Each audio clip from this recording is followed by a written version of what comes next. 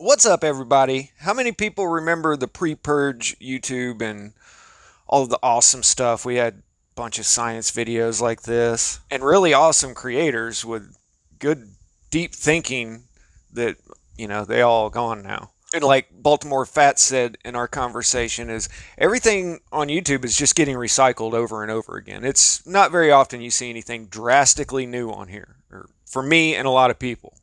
I mean, yes, we discovered life changing discoveries, and that's what got us into all this. But it's been a long time since anything really new's come along. So when I get comments telling me that I am shutting and locking the door on understanding aspects of our history, I assure you that's not the case. I even showed on screen just a couple of many, many videos where I've listed specific examples where they probably made it up and that our timeline's been altered. I don't want to bore everybody up front, so I'll talk about that at the end. But wow. I've done a lot of research to be able to say I think this specifically is wrong. And anybody that remembers YouTube before the purge can attest to this. We used to have way better, more detailed, more well thought out videos on here. And unfortunately, they got disappeared. But look, I 100% think that civilizations of the past could have been much more advanced than we are today. It's something I would love to prove right, but it's got to be able to stand up to some strict scrutiny. So the first thing I do is try to prove it wrong. So let's look at this standing wave acoustic levitation, break down the different aspects of it, and see if this could have been used in ancient times to move big, huge stones. I've considered a lot of aspects of this, even like a magician with his wand and chanting spells. Like the wand could be an amplifier. But is that something that's realistic?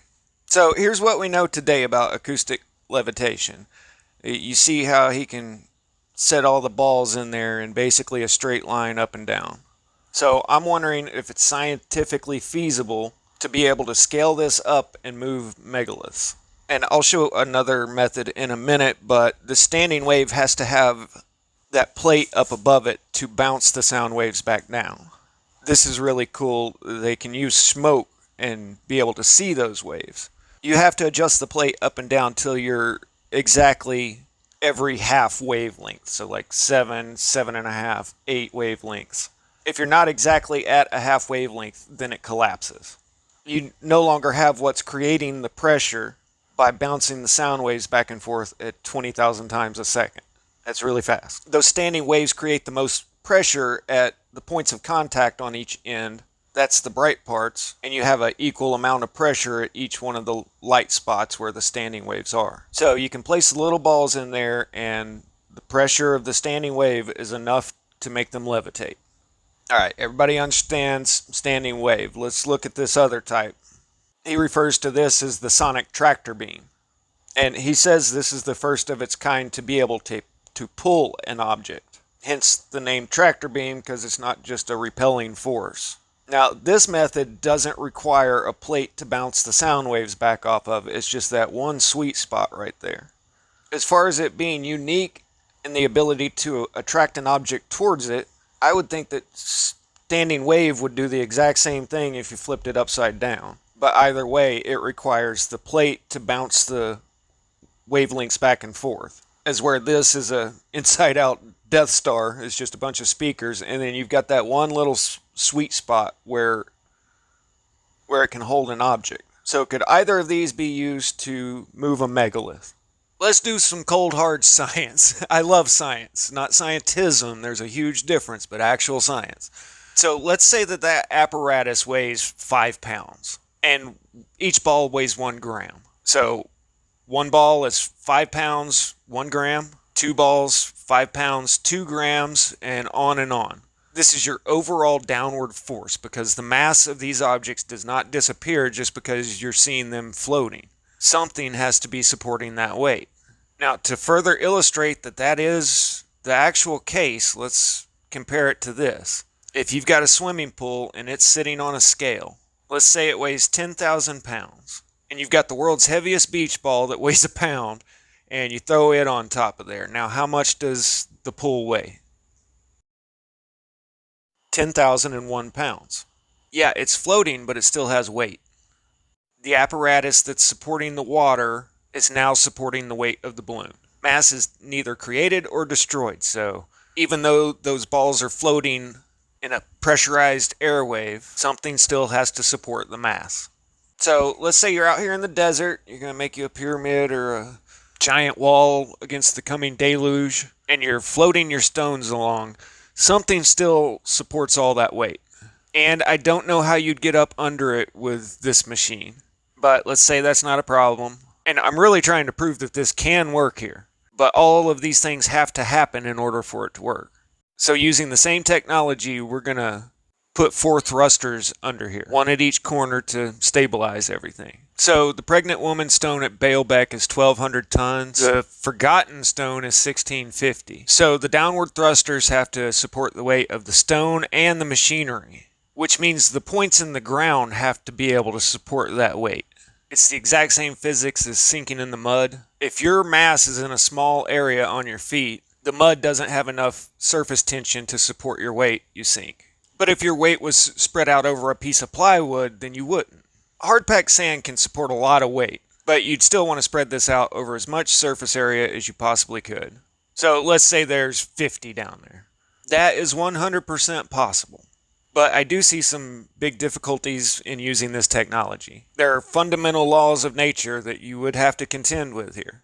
One is that you have to be exactly a full or half wavelength at all times or the waveform collapses. So this technology cannot rise up in its present state. We're working on the idea that they were very advanced, but let's say that they can change the frequency or the amplitude and get it to lift up. Bouncing the sound off of a perfectly flat object and it coming back is what's creating these standing waves. If you have any objects in the way, then it's going to diffract the sound waves and lose that waveform. So any rock or anything in the way is going to break up that perfect reflection and collapse the waveform. You see what I'm saying? So you would just about have to have a really nice flat surface the whole way. You're definitely not going over mountains like in Peru with this, which Machu Picchu doesn't have any megaliths anyway. It's just stacked stone. So in the US, trucks are limited to 40 tons or they're tearing up the road. The forgotten stone was 1,600 tons divided by 40, so it would be 40 semi-loads spread over a large enough area to not tear the road up. So to me, that rules out the tractor beam technology, because you're taking thousands and thousands of pounds and placing it in one little tiny spot. That'd be like putting all that weight on a steel beam. It'd just drive in like a nail. And that would break your waveform once again. So I think the other technology is more practical. Now here's the next thing that has to happen. You got to be able to power this machine. And in order to levitate that 1 gram ball, you have to produce 40 watts of power. For comparison, the average US home is about 1,200 watts per hour. So that's powering about 30 of these. I'd say that is roughly a gram-sized ball, if that, but 40 watts to lift 1 gram. So let's say we are levitating a moderate-sized megalith of 15 tons, which is 30,000 pounds. That's equal to 13,600,000 grams. Times 40 watts to lift each gram equals 544 million watts to keep that afloat for every hour. If something is 40 watts, that means over the period of an hour. So it requires 544 million watts per hour. The average household uses 1,200 watts per hour. So it would require the energy it takes to power 453,000 households. That's a lot of energy, and another one of those immutable laws. The energy has to come from somewhere. Whether it's electrical or mechanical, when converted over to joules of energy, the energy required to lift that object 1 meter has to come from somewhere. Well, they had atmospheric energy. Yep, there is all kinds of electricity in the air. I mean, you see the lightning strikes all the time. And I'm going to do a video on it. We can draw energy out of the atmosphere, electrostatic motors. But let's see how much energy we're talking to lift a 15-ton stone. I used to surf right up from here. Doho and trestles and Never once worried about being next to this thing, but that's a whole subject in itself. This is enough to power that. This will power well over the 450,000 we came up with earlier. And if you didn't know, our most advanced nuclear power is still just steam generated power.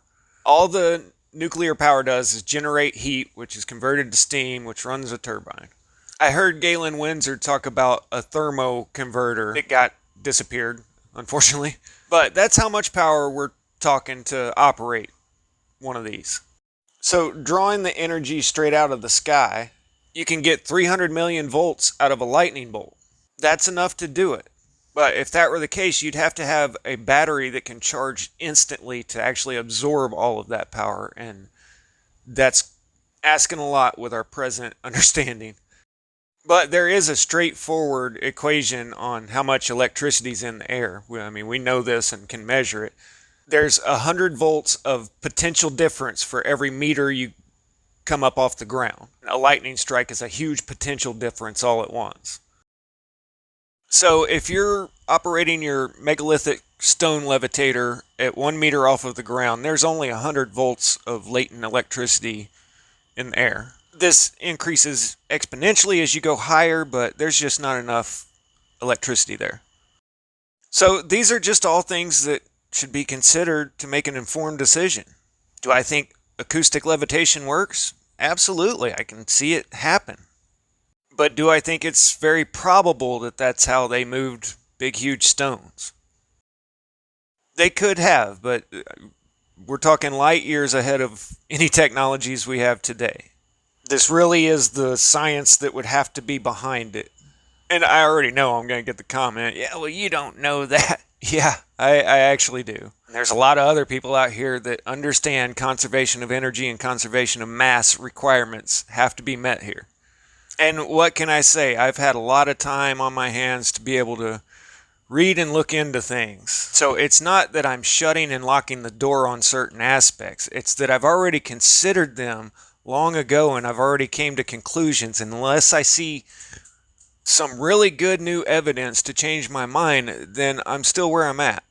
I realized there were problems with history when I was in high school, back in the 90s. I'm old. They told me the ancients thought the earth was flat and Atlas is holding a globe.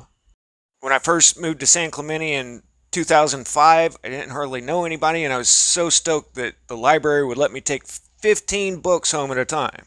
And then YouTube came along, and from 2013 on, I doubt there's many subjects that I missed. And everybody that was on here remembers how that was. A good video would be seen by everybody because the algo was working in your favor. So I already had my shock and awe and cog disc long time ago. But since then, I've done a ton of research coming to the conclusions that I have that I share with you guys. I watched the whole tutorial narrative start, and I really haven't seen anything groundbreakingly new in a couple of years. Meanwhile, I've been making videos and doing my own research on here for 4 years. And the whole topic of mud flood and tutorial was only about 6 months old when I started. So this has nothing to do with shutting and locking doors and blocking out information. I've checked all the information. I mean, I don't know everything, but I know the basics of everything. And it's been a long time since I heard anything just out of left field that I've never heard before. But by all means, if you see where I got something fundamentally wrong in my thinking on this video, then share it. I'm sure Diamond will, if he watches. Won't you, Diamond? I don't know. This is a long ways in. Anyway, I think what I think because I'm a realist about things. And if we're talking about an acoustic technology to levitate stones, it has to meet these requirements. You can't expect a car to go without gas. And then there's the matter of what happened to these devices. So it couldn't have been very recently or we'd find it. Anyway, that's enough for one video. It's just some science and logic. I'll catch y'all on the next one. Static out.